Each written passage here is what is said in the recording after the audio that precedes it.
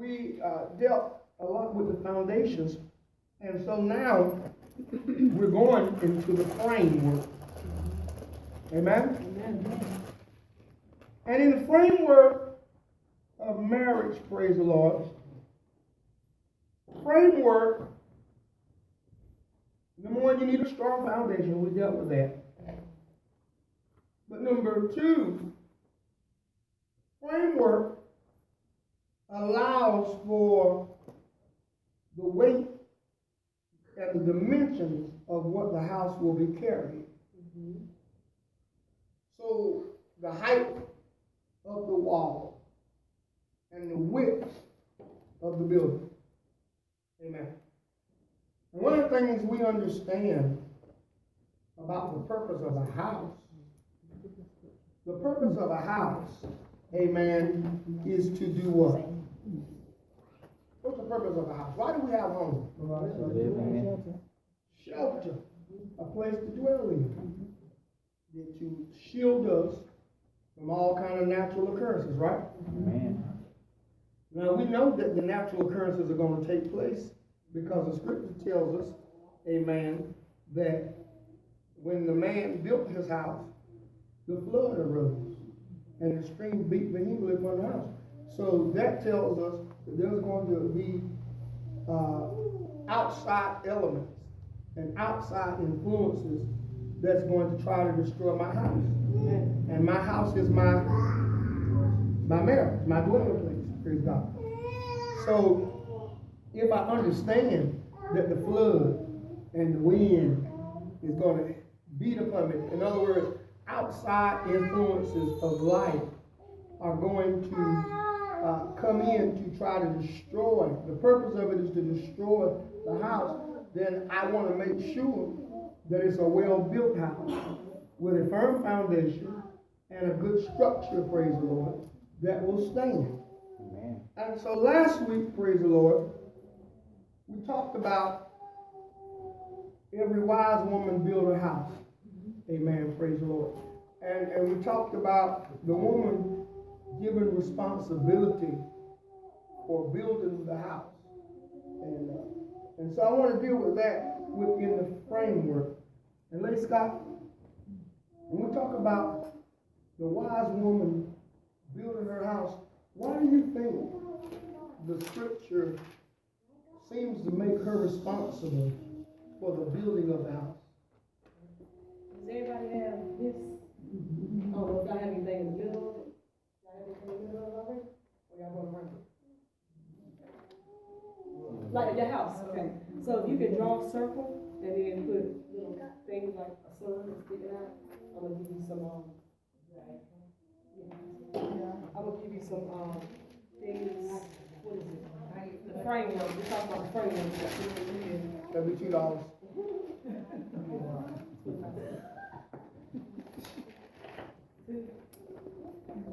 So we're gonna be talking about the framework. How? Let's turn over on the back. You can't turn over the back again. Yeah, that's okay. Kind of like, you do those brainstorming things in school. You know what I'm talking about? Mm-hmm.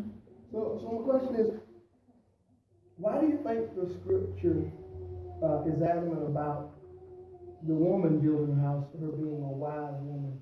And what things do her building her house encompass? What things do you think that her being a wife directly affects that would constitute the building of the house? From your point of view. From my point of view, prayer, that's one. You put 1, 2, 3, 4, 5 those things that stick out. No. Yeah, in the circle, but you know how you got the things that stick out? You're gonna put it on top like yeah. So put prayer down. We're gonna deal with that one. Put down communication. That's another one. Put down cooking. That's another one. Put down cleaning. That consists of like laundry and all that. Cleaning. You got it? And also, the other will be making a safe place. Making a safe place.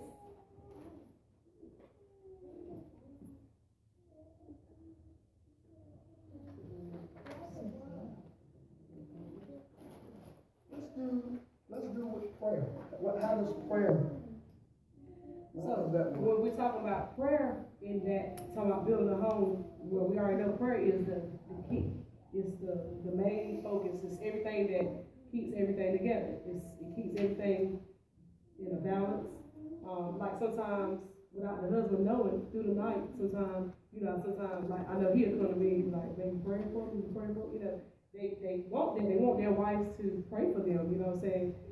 Because it's that, it's that prayer that gets them through. Like, so sometimes, like without him even knowing, sometimes at nighttime, I put my hands on, I just put my hands on and I pray for him. Just at nighttime, we lay in the bed or whatever, and he don't really know what I'm doing, but sometimes I'm just constantly praying for him, because like every man has different jobs. So like, for instance, they come from the outside world and they come at home, and it's supposed to be a safe place for them when they come home to you.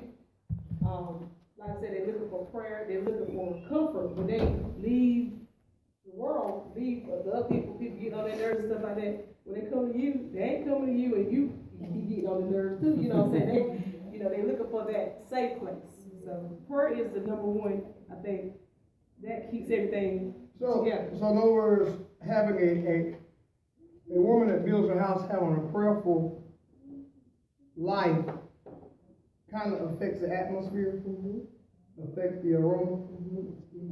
Same thing with children and stuff like that. On a daily basis, praying for the church. Everybody is a whole. But like, you living in that house, you living there, so you want things to go smooth. So you're constantly praying.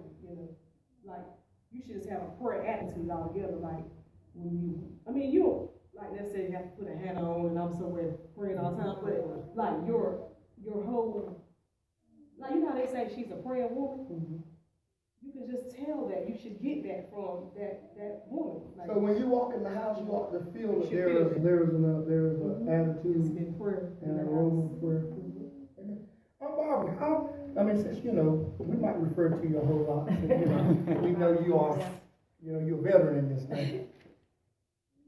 How important do you think? I know we're going to say very important, but how important is the saturation of prayer in the house? And I know it's a kind of like a behind the scenes thing. It's not like where you always like, let's join hands and do it, but a personal prayer life for a woman that's trying to build her home. How important is that? Well, I think it's just like when you're making food, like you're making a cake, and all the ingredients that you put in the cake, all of them are important, but then you think about what holds it together, and that's the flour. You put the flour in it, holds everything together. And the prayer, it's like, there's so many things that come. Well, the prayer is that connection that's outside of the house, outside of the home, everywhere, because it's between you and God, and it reaches to every single place in the home, in the marriage, between the husband and the wife, between the children and the parents, between the children and the children and each other, among them, and the wife, I don't know, whether my husband is not saved, but there's a thing there that he respects and expects from me. And he even says that. He's expecting me to come and pray for him and the family when I come to church. He'll say it sometimes. Make sure you pray for us now. So there's that thing that the husband and the wife can't do. But that the prayer goes to God and brings it. The need that we have among the children and everything. And I know that's my place there. And even with him, we hold hands sometimes. I say, okay, let's pray. I know that he hasn't confessed to be saved yet, but sometimes I ask him to pray. Just out of respect for him, because he's my husband and he's a good man. He's a man, and not a bush. He's a man. Right. So that prayer thing is really important. And I think if you're a praying person, all of your family, your children and your husband and everybody, when they see you on your knees, praying, like if I'm in my early in the morning when I go in my place to pray, he'll come around and be calling my name sometimes. And then when he gets in and sees me, he'll go back out like, oh, excuse me.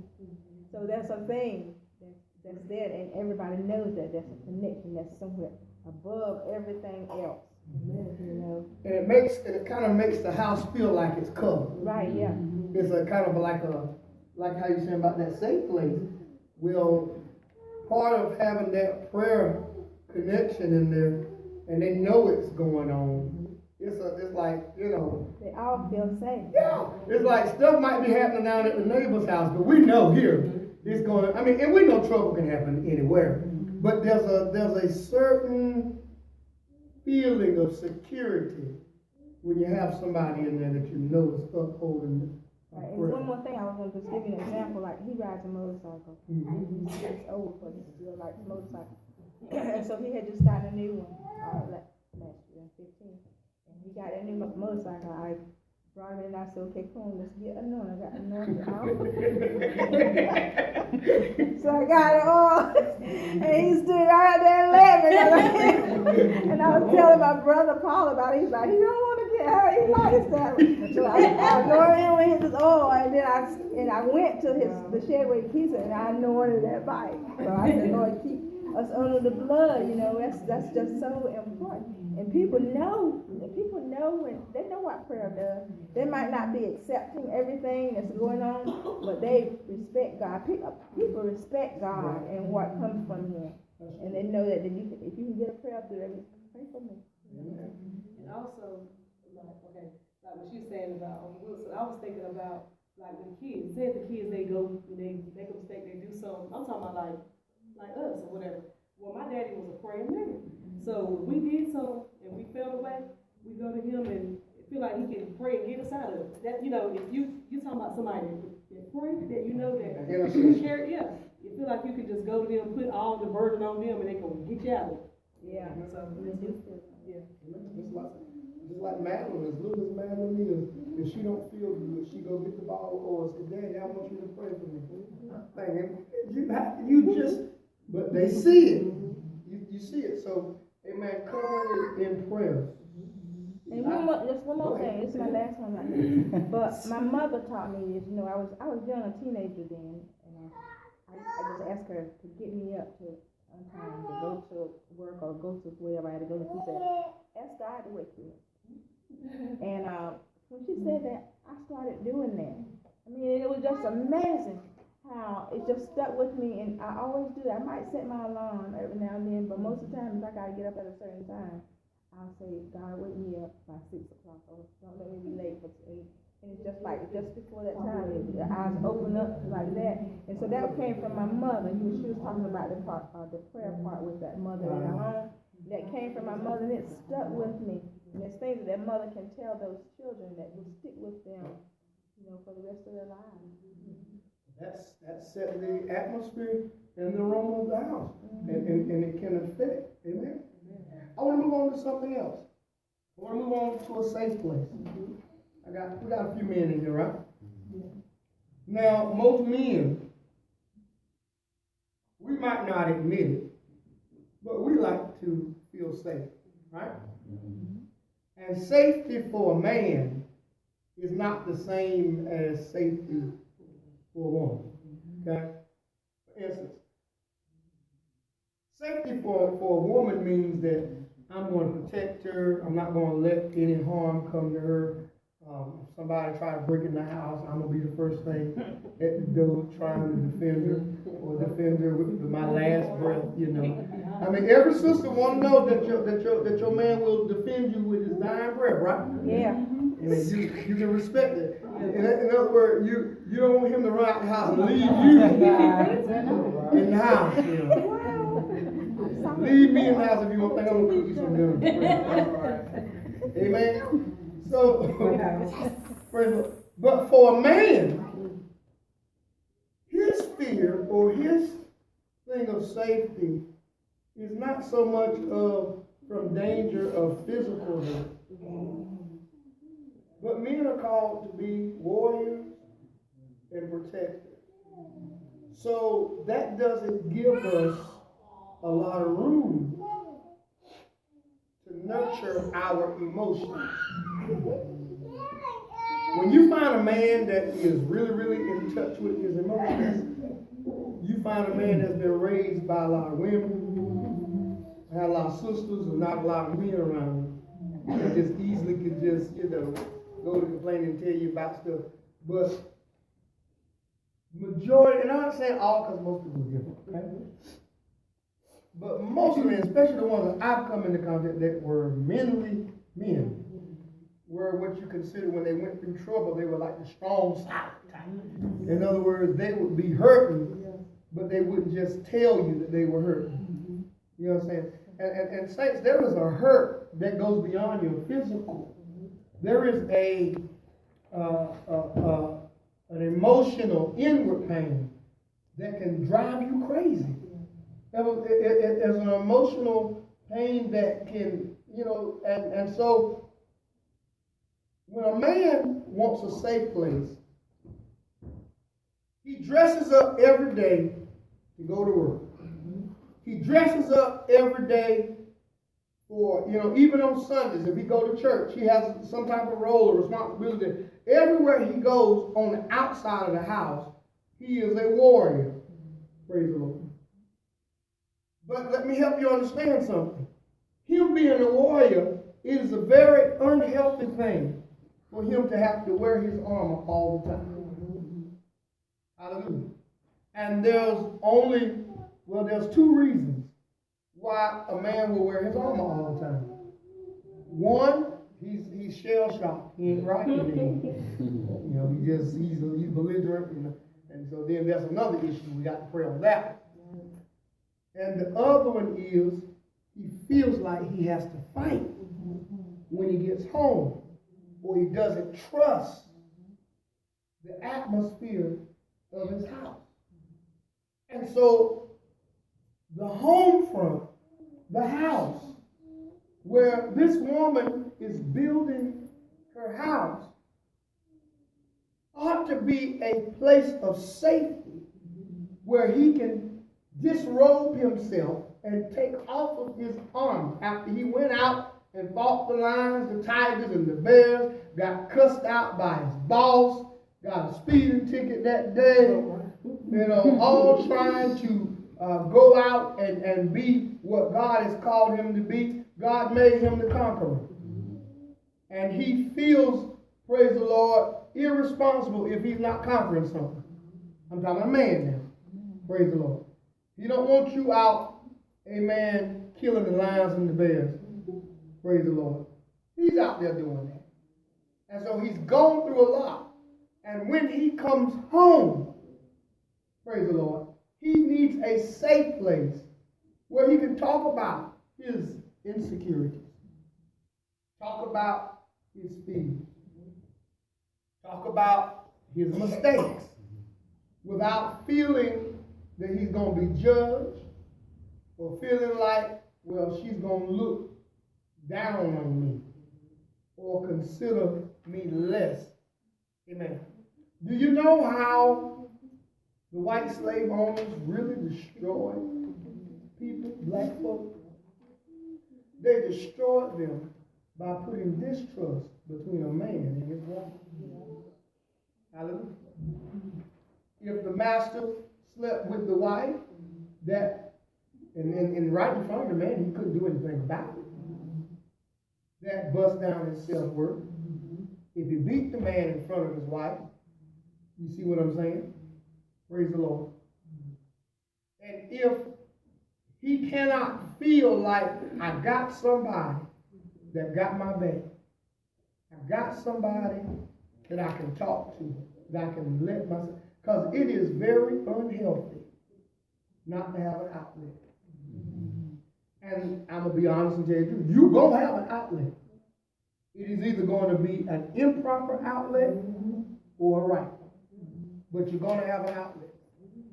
So, Sister Scott, since you talked about making a safe place, as a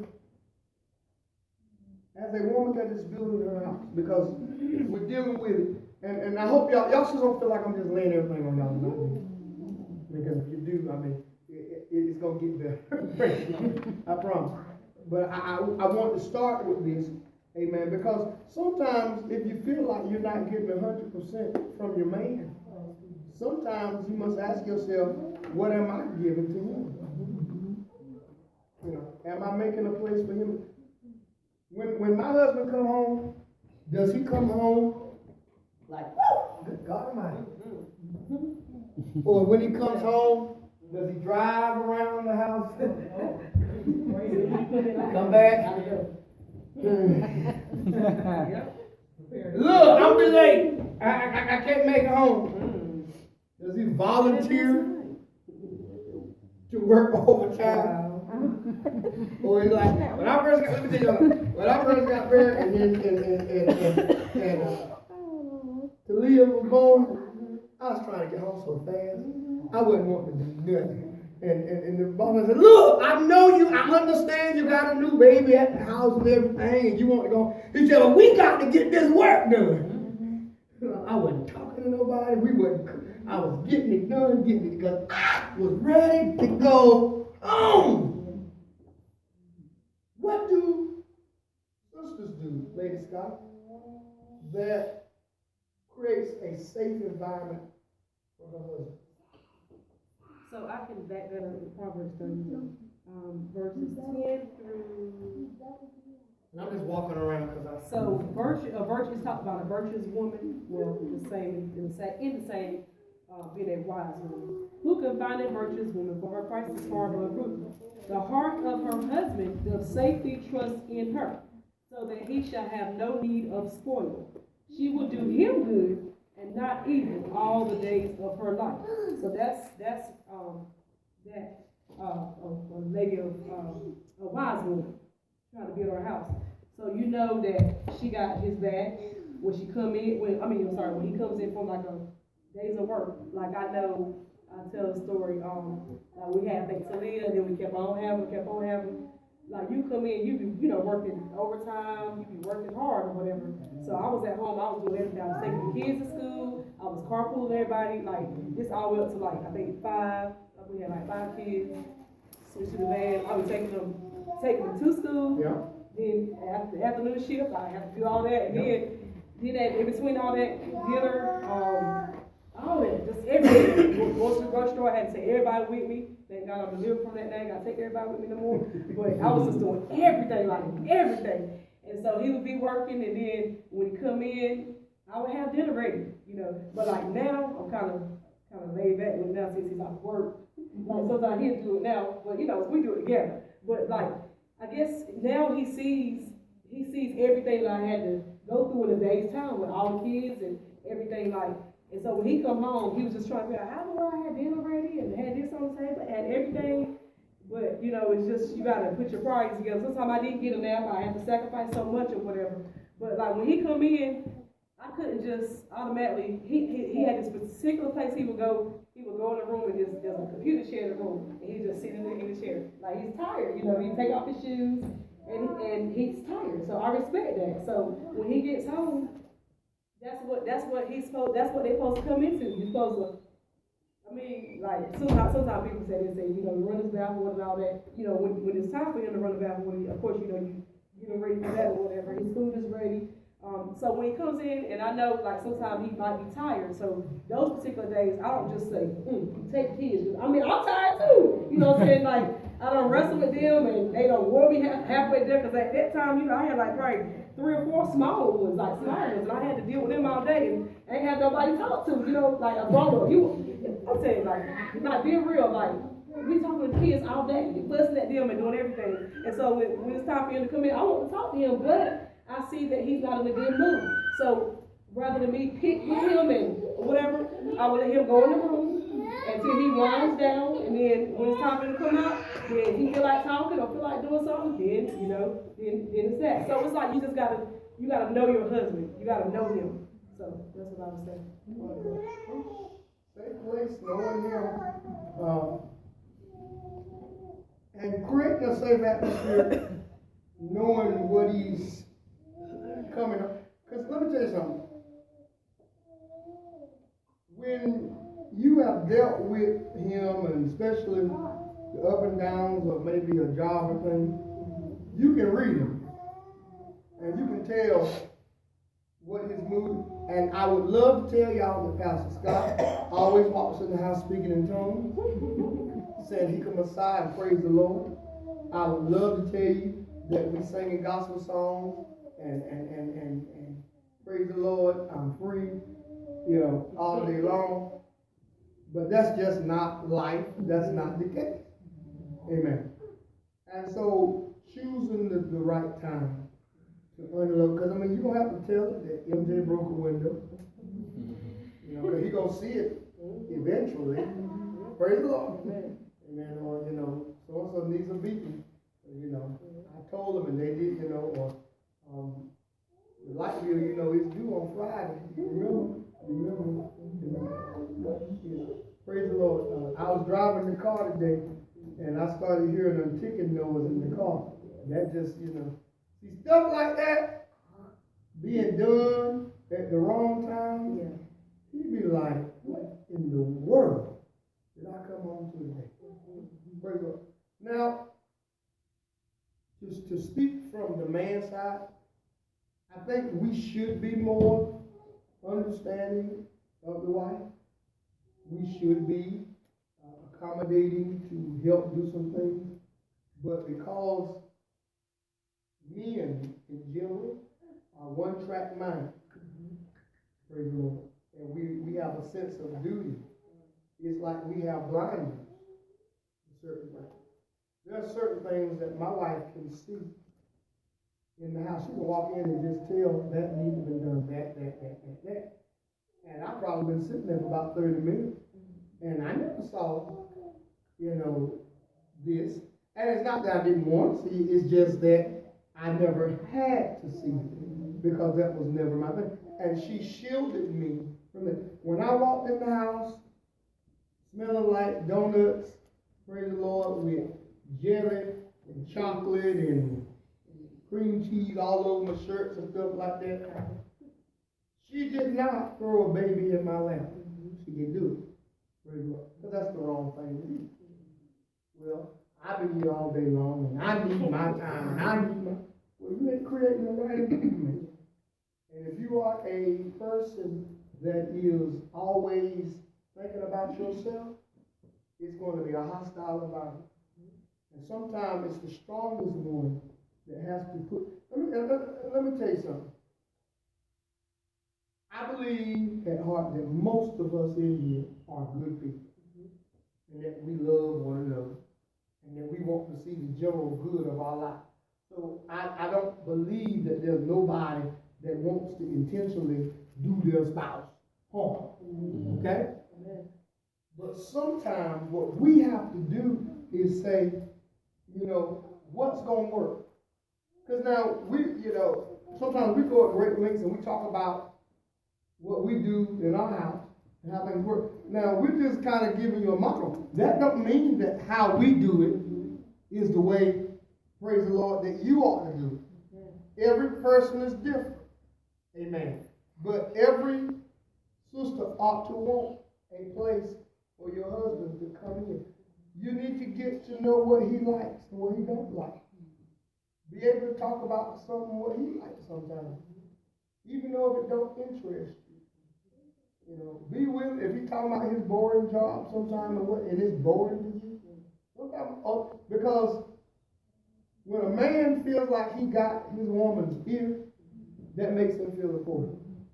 If I'm ever at a time talking to Sister Scott and it don't seem like she's paying attention, and she may be paying attention, but she might be, because she's a multitasker, and she's not, you know, sometimes, hey, look at me. I'm talking. Look at me. And it's not that she's not listening, but I need to feel that I'm being paid attention to. Praise the Lord. Does that make sense? And so, she's that safe place for me to unwind and tell her how mean my boss is, and then I can just act. And nothing that I tell her, praise the Lord, in confidence when my armor is off, should ever be used against me, should we ever be angry at each other. Let me help you sisters understand something about a man. If a man ever tells you something about himself, and you throw it back up in his face in the heat of argument, what you have done, you have shut a door of communication that it will be hard for him to open up, and you be like, why don't he talk to me? Why can he talk to Butch down the street, but he can't talk to me? Because Butch or Barbara gave him a safe place. Praise the Lord. Hallelujah. Why did they stop at the sports bar? Talk to the bartender because it's a safe place. Your place should be the safest place for me. And if there are things in your life that keep you from being that safe place, then you need to reevaluate what got you not being that safe place, because that's your, nobody. Now, that does not take the responsibility from a brother or a man to be honest and faithful and truthful to his wife. I'm not letting him off. I'm not saying that that's right, okay? What I am saying is you can help it. You can help send him in the right direction, or you help send him in the wrong direction by what kind of atmosphere you create at the house. If you're cantankerous, nitpicking somebody, there's always, he's not going to talk to you. And if he tells you something, he decided he's going to trust you and tell you something in confidence. Praise the Lord. He talks to you and tell you, and he hears it again, or it's been used against him because you mad. Praise the Lord. You have damaged that part of your relationship because he don't feel safe. He can't talk. And when a man's tongue is tied, people say, well, my husband, he's quiet. Be careful when they don't ever talk. Because they're thinking. And they're talking. They're just not talking to you.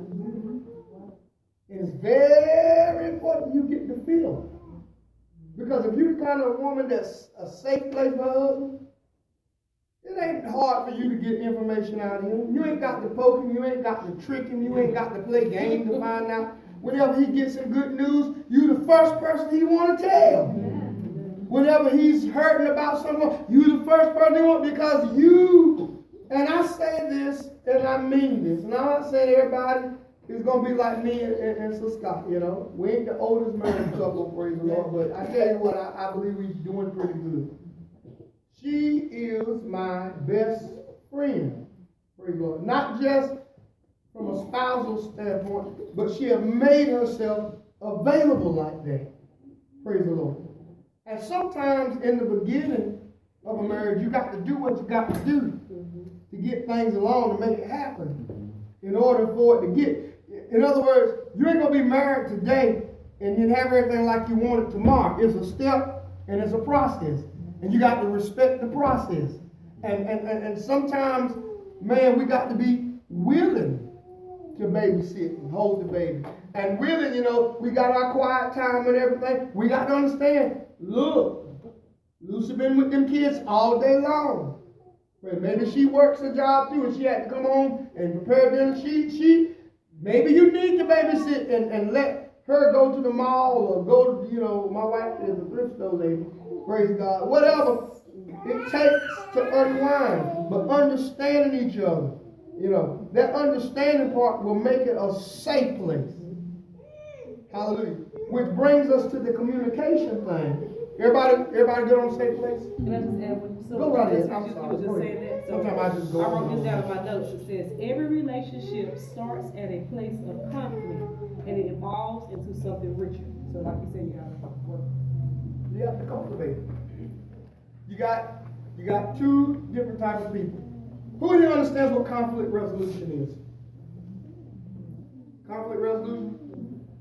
So conflict resolution is how do we resolve conflict? Okay. Now, there's a good way to resolve it. There's a better way to resolve it. And there's a crazy way.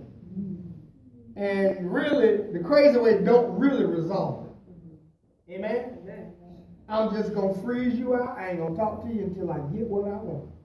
That is not resolving conflict. Praise the Lord. And that goes both ways, because I know some men, they get mad and they don't say nothing. And the wife goes around like, well, what did I do? What's going on? You won't talk to me. You won't, praise the Lord. See, that's a form of control. You don't, to be abusive and control, you don't always have to hit somebody to do it. They're only like that until they want something. Yeah, they want something. That's true. Yeah. So that brings us to safety, but in communication. Communication is not just talking, but communication is what I said and how you receive what I said. Because let me help you understand something. I can intend to communicate one thing to you, praise the Lord, and you may hear something totally different. How many know everybody has a language? Everybody got a language, right? Everybody has a language. Praise the Lord. And your language is based upon the culture you came from. Praise the Lord. And because you're two different individuals coming together, learning how to be one, that means you both are immigrants trying to build a house together. Come on, somebody. And when they got ready to build, praise the Lord, the Tower of Babel, and God saw that they would, praise the Lord, they were going to take that thing all the way up to the heaven. Amen. The first thing he did to stop the building was step in and do what? Confuse the language. Praise the Lord. So nobody understood each other. And the house wasted away. You have your own language that came from your culture. Praise the Lord. Hallelujah. I never forgot, I was listening to a broadcast and a young man was talking about how, a lady was talking about how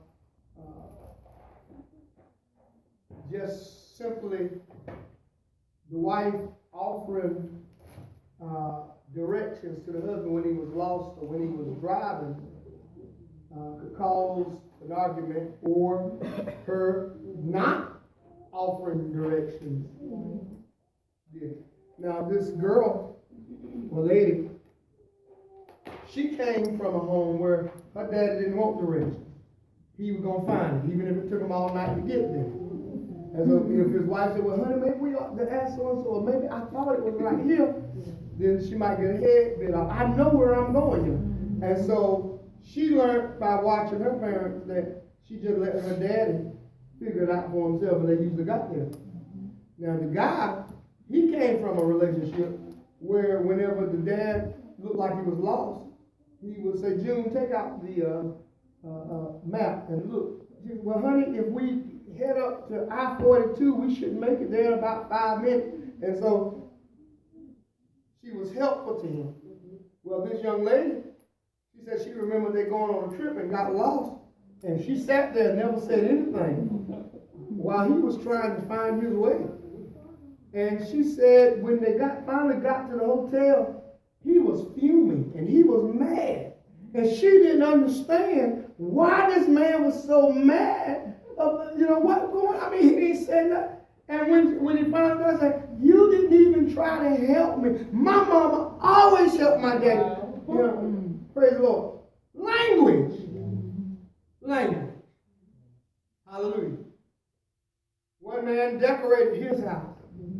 The other man, his mama decorated the house. So your language comes from your culture. And if you're going to be building a wise house, the husband ought to study the language of his wife, and the wife ought to study the language of her husband. Praise the Lord. You ought to study the language. Praise God. Yeah. There's some things that Sister Stockton, she don't even have to say. I can just look at her and tell she's either happy about something or something that's irritating. You deal with somebody and think, oh yeah, I mean good. And I think that you have no idea. Praise the Lord. Because I know her. And I know her language. And it's always evolving. Praise the Lord. Because we are a compilation of all of our, praise the Lord, experiences in life. Come on, somebody. But understanding communication. What are some ways that we communicate? Lady T? Okay, so for instance, for a woman, a lot of times I think we feel like that the man just can read our mind. You know, and I say that, you know, you be walking around and, you know, something's going on with you, and a lot of times you wait, like you be checking me like, is everything okay? And you already know, because I'm just walking around, and I could be quiet, I could be silent, and you be like, is everything okay? And I go, then all of a sudden I bring it back to you, and then I'm like, you know, you asked me, is everything all right? And I'm coming back to you, and you lay it down, and then I bring it to you, what's actually going on. So when you say about communication, that's a very important. You gotta communicate. A lot of times, say if we're giving you or y'all giving us a silent treatment, then something is wrong.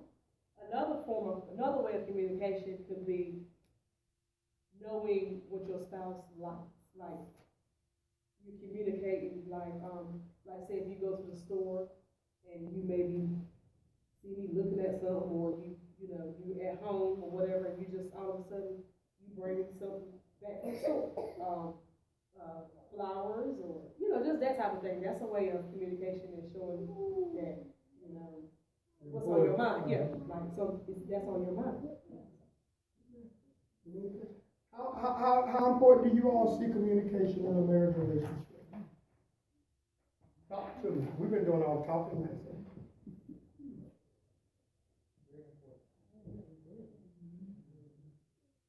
Anybody ever miscommunicate?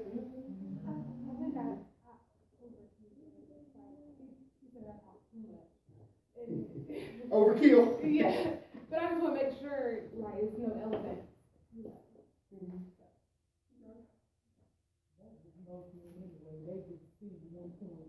They just want you to just come out and say what you're gonna say and just get to the point. We go all around, you know, we just try to make sure everything is clear, but that's just everything.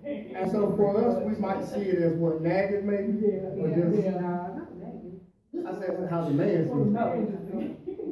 Yeah, another thing, I think a lot of times too, we just think of communication as talking back and forth. Come on. But communication is a whole lot of stuff. And another, one way that over years you can learn about your spouse or about a man is by listening to other men. What they say about men themselves. And I do that. I listen to what they say about men, because I learned that some time ago, back in I guess in the 80s, there was this man. You might have. I even bought the video about women being from Mars. And I learned that I had my children, my daughters, and some more young ladies come, and we talked and listened to that, because we learned that men are different. And whenever you are young as women, you don't see it that way. So you try to make them understand like you will see it inside. So we use a lot of words. Women just use a lot of words. And then when you learn from other people about a man, you can come back and say, okay, this is why he's doing this, and I'm going to change that. You know, this is what he doesn't like. And we learn how to know, when we learn what a man likes or a woman likes. I'm trying to go back and forth, but I'm thinking about the man, because I have learned from my husband's brothers and looking at his family and that kind of thing about him. Or even I'll ask a question to one of his brothers. I'll call him, his older brother, to ask him something about him, so I could know. But as I got older and we've been together so long, I learned some things about him and decided that, okay, if this makes him happy, then I'm willing to do it. But what I want to say about being young, we're more selfish. We're self-centered, and we want what they can give us. When I was young, it felt like if Valentine's Day came and he didn't remember, my feelings would just hurt really bad. And then as I got older, you know, I kept telling him, this is what I want. I want you to do this. And I would be sick if he didn't come in that day with something. I just had to have it. But then as you get older, it's like your self-centeredness goes away. I mean, you don't even think about it. You're thinking more about that person than you are yourself. And with the new generation of women's lib, women want to be treated a certain way, and they listen to the world. You're in the workforce where everybody is liberated. You have a lot of information from them, and you bring it home, and you're not pleasing that husband. And I want to give you an example of something. Now, I didn't cook breakfast a lot, but when I was working, I didn't have to do that much. But when we retired within 2 years of each other. And my husband, that's his favorite meal is breakfast. Oh, wow. So I didn't want to cook breakfast. I mean, I just didn't want to do it. So when we first got retired, I was thinking, okay, I'm gonna figure out a way not to have to do this all the time. People want to wake up and want me to eat breakfast. But finally, I have to start. You know what? If he wants breakfast this much, and this means so much, I'm just gonna do it. Every day, I'm gonna get up and fix his breakfast, and I'm not gonna just make a sandwich. I'm gonna make breakfast.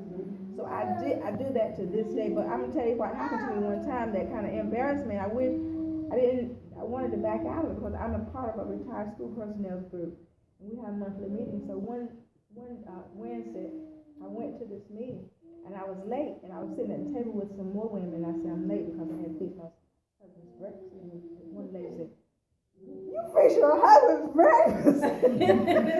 She was like, oh my goodness. She said, I sure don't. She said, I'm retired too, and I think he ought to fix it, get his own stuff. And then I was thinking, oh, I shouldn't have said that. I was embarrassed. I was thinking, I wish I didn't tell them that I do this. I didn't want them to know. I was thinking, I want to look liberated too. So I said, I shouldn't have told them. But then when I was riding home, I thought, you know what? No, I'm doing this because he wants this. And I'm a Christian, I'm a saved lady, and I'm concerned about him, so I'm not going to listen to those ladies. My first thought was to go home and say, those ladies don't have to fix breakfast. I want to go tell them that. But then I was thinking, this is what he wants. He wants breakfast every day, and when the morning gets up, he's waiting for it, sitting right there at the table, smelling it, and he's feeling that makes him feel good, and it makes me feel good because he just loves that so much. And even my sisters will say, boy, I just didn't know that you wait on your husband. I didn't even realize that until they started coming to my house later. I said, well, I always have been that kind of person. And they just say, you just don't seem like it, but I am, because that's what he wants. But as you get older, you don't feel that need to have somebody do it for you all the time. You know, you just want to do it for them. What is it that makes that switch then? I think you just grow into, I don't know, you just grow into, maybe your love gets different. You just get less self-centered when you get older. I don't know what happens. I think some maturity just makes you where the attention is not on you all the time. You don't feel the need of it. And the older you get, and when you want things, like I was talking about Valentine's Day, it kind of flips around, and they get older too, and then they just start thinking about it. You know, just bringing something when you're not thinking of it. But when you're young, it's just like, Valentine's Day come and he didn't bring me something, It's going to be trouble. I'm going to be embarrassed. See, women are embarrassed when they don't get treated a certain way by their man. And I would be on the job sometimes, and women would have somebody, they would send Valentine's to the job, flowers and stuff. And I would go home, I said, this person, she got flowers on the job. Why didn't you ever send me some? He hadn't even thought about that. He just brings something home. And then one year he sent me something on the job with a singing dog. I had that dog sitting on my desk so that everybody could see it. You push a button and it would just sing. So it's like, see, that's what women want. When you're young, you just want somebody to see, my husband loves me. And when you're older, that just doesn't matter. I don't know why it goes. I can't explain it. It just goes away. I think you must get confidence in your love or something. I don't know. This maturity out there, and then time spent, you know, that because you really know that he loves you. Yeah, I guess so. When you know, in other words, when you first start off, you're kind of like trying to prove to each other different things. And to other people And too. to other people. Because believe it or not, people are social beings. Yeah. And having that social, thing, show and tell, That's it, yeah. Look what my husband did, And sometimes that husband that sent all them flowers and all that stuff could not really be that good at home. So, but we don't know it because we're looking at it as a sign of, and then maybe yours, he's just going out to work, and maybe can't afford it right now. Maybe he forgot because he's doing so many other things. But that's not a measure of his love. And the more you're with somebody, you know them. And because you know them, you know that they forget something. It's not, you charge it to their head, not to their heart. Because time tells you, you've been through some things, weathered some storms, you just know. And something changes. Praise God. You don't feel like you have to prove to anybody. When you've been together for a long time, what do you have to prove to somebody that's been married, for 5, 10 years, When you've got 40 years under your belt or more, I mean, there's nothing to prove. We welcome it. So. Well, I've listened to you a lot talk about men. I think I haven't heard any man just explain men as much as you have explained men. And some of the things that you say, I see it in my husband so much. I'm like, that's why. Some of it I had started to learn, but when you were talking about it, men don't usually tell about themselves, and they don't just say, "This is what our men are." And that's part of the communication thing. Yeah. That if we're gonna get a jump on the enemy, we have to divulge ourselves. And I will say this: men that come from your generation and back, they don't talk about themselves. Mm-hmm. They're not, what's the word? Emotional, sensitive acting that was viewed. Well, think about the times that they lived in. You're talking about, you come to the civil rights movement. Yeah. You come to where a man had to be hard to take care of his family. So there was not a lot of time for a lot of, men, there's some men that I know that said, I can never remember ever hearing my father tell me that he loved me. Mm-hmm. So that was, you see what I'm saying? That's the generation. It didn't mean that there wasn't any love.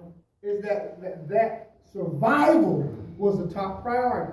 And so being able to show love and affection in those terms were amenities at times that people couldn't afford. And now that we have, quote unquote, progressed more, now, because see, what we got to understand, beloved, I saw you here, Mother, I have not forgot about you. What we got to understand is time is always progressing. So the way things were at one point, yes, the Bible says there's nothing new under the sun, but things aren't, like for instance, America was an industrial society. So, you went to school to get a good job so you can go work in a factory. Well, America is no longer an industrial society. We don't produce like we used to. We don't even farm the same percentage that we used to farm. We do more importing than exporting. So now it's more so about ingenuity, being able to work on computers and have fluidity of thought and that kind of thing. And so the booming market right now is technology. That's what's doing it. So if you try to come at a technological society with an industrial mind, you're going to get in there and you're going to feel lost because principles stay the same, but there are times that change. And so learning the language.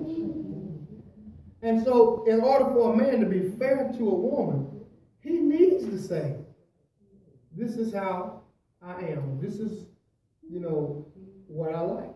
This is what makes me feel valued. This is what makes me feel appreciated. And if something is happening that I don't like, and I believe that me and my wife, we have gotten in a place in our relationship where we can really be totally honest with one another. We don't, of course we ain't being brutal, but we're to a place where, of course y'all know my wife, she's always been an honest speaking person anyway, But if something is happening and it's causing irritation to me, or causing pain or vice versa, we speak up about it. But what we do is we give the other person time to explain what's going on, because I might be irritated about something that's happening a certain way and I don't know what's connected with it, if that makes sense. There's a certain way that if I get my way to this, then it might mess up something that we got good going over here. So sometimes you have to choose your battles and say, okay, I understand this. For instance, I think about our electric bill, right? And I think about every night since we've been married, since we had more than 3 children, I say, that washing machine and that dryer is on. Yeah, really? I mean, that's just, I'm used to it. Probably if it's not on, I can't sleep now because I'm so used. Yeah. Now in the beginning, I said, well, babe, you doing all of this? Wait, I know time is getting away from me.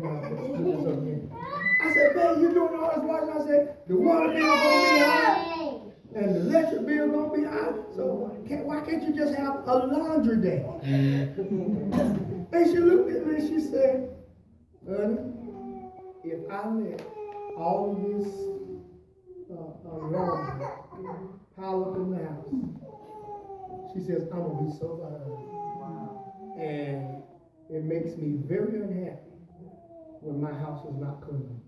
It makes me very unhappy to have dirty laundry. She says when it's like that, she says, I feel like I'm not doing my job as a wife. And because she explained it to me and we talked about it, I had an understanding. So I left that alone. Sunday mornings for me, Mother Frank, I'm coming to you. Keep your questions. Sunday mornings for me was easy. I get up, take my bath, shave if I had to, get my clothes together, get ready. And yeah, you ready? You ain't finished yet. Get my, because Pastor had to take my robe, get my bag. And I never understood why when I got ready to take my bag and put it in the truck or in the car or in the van, why she was always trying to prevent me from going outside. Or why, it was like she would ask me, can you do something? And so and so rock on. One day she looked at me, she said, babe, she said, whenever you take your bag out to the truck, she said, I know you're not telling me to hurry up, but it feels like you rushing me. And when I get rushed, I get flustered. Then she said, when I got to get these kids ready and get stuff. But this is, I would say this is about what, maybe about 10 years ago, maybe 6. Since Mariah. Okay. Mariah's about 8, so right around that time. Now mind you now, she was never making me late to church. We were always wound up. And kids always looked nice. But it was a weight to her. And when she expressed to me that it would really help if I would help. Now some people say, well, Marcus, you ought to know you need to help her to get the gift. I never had to.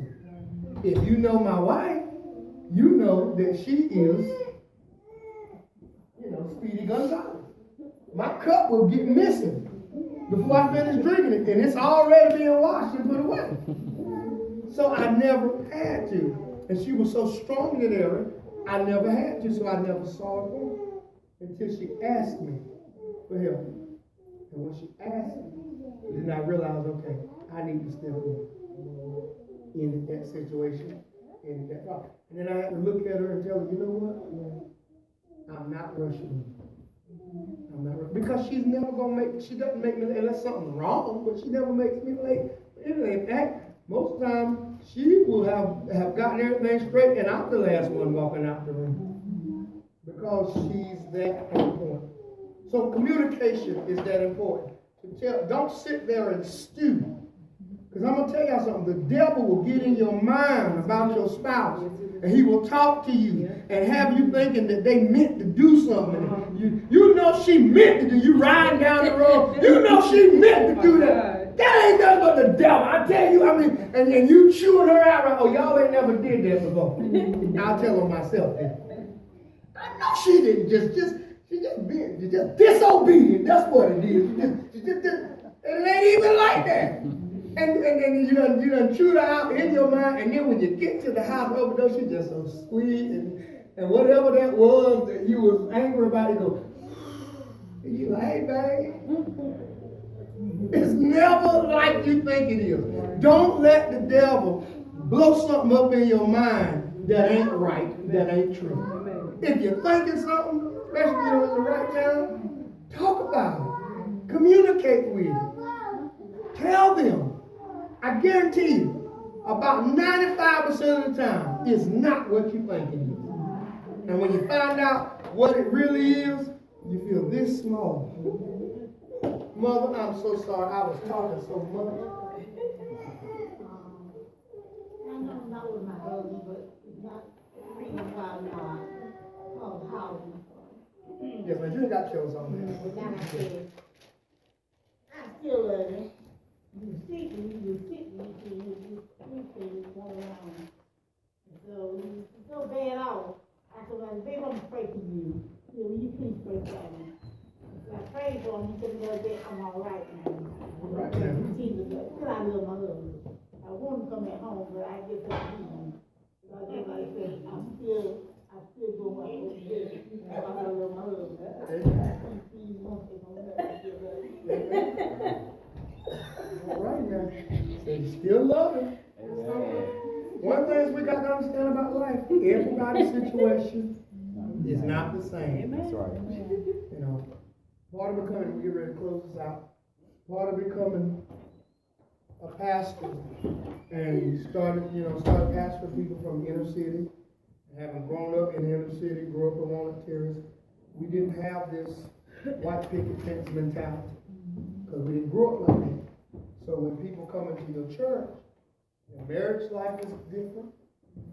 You know, I'm teaching, praise the Lord, what the ideal should be, but in reality, this is what people are facing.